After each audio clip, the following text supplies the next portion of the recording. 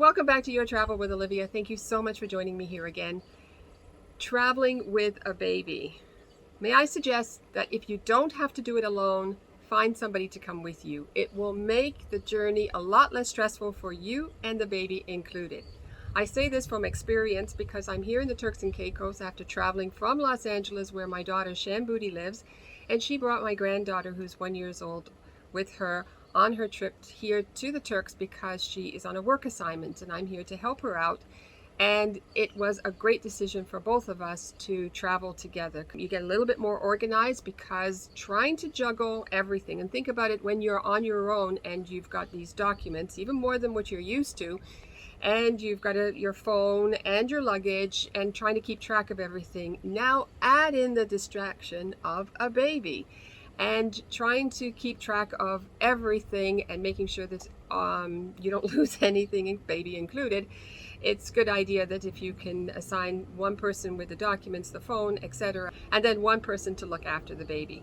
Not to mention that when you are traveling with a baby, there is a lot more luggage, right? Because you have to bring a car seat, a stroller, the baby carrier to carry them in, which is a good idea actually because it keeps both of your hands free, as well as, if necessary, the carry cot if wherever you're traveling to is not going to be providing a crib, and you might need to travel with the baby's cot as well. So a lot of luggage for you to sort of juggle and keep track of and carry.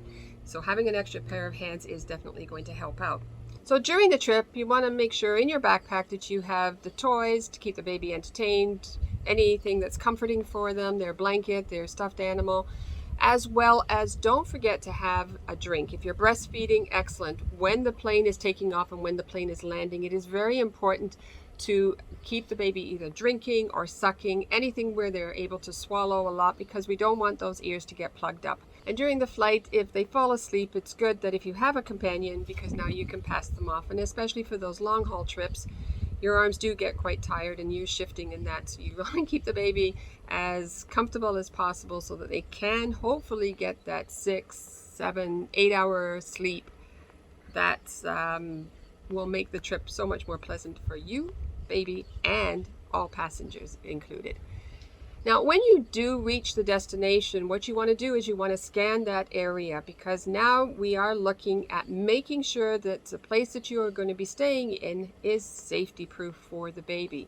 And in that case, it's not a bad idea if you do pack safety locks, depending on what age that your baby's at, if there are toddlers and that, because you just don't know what is in those cupboards. We want to make sure that they remain safe, so you can put those safety latches on those cupboards so that they cannot open them, as well as protecting any corners of tables and that they could hit and bang up themselves. And if necessary, maybe having to purchase one when you get there is a safety gate. Of course, your unit may come with a pool and or waterways. You might be on a waterfront. Items that are necessary, of course, depending on where you will be traveling to, would be a sun hat. Good luck keeping it on the baby, but hopefully if you distract them, they'll forget that it's on their head, and that's the best way that you can protect them from the sun and them getting any kind of heat stroke. And also insect repellent, as well as sunscreen that is at least 50 SPF.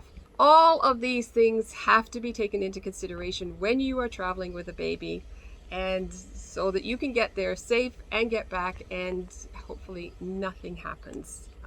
They are very unpredictable, those little ones, and we want to make sure that they stay safe. I hope that today's video has brought you a wealth of information for you and your baby so that you can get there and get home and you're safe. And if this is your first time visiting this channel, please consider subscribing by hitting the subscribe button that's down below. Thank you so much again for joining me here, and look forward to seeing you again in the next video. Until then, have yourself a wonderful week. Adios. Stay safe.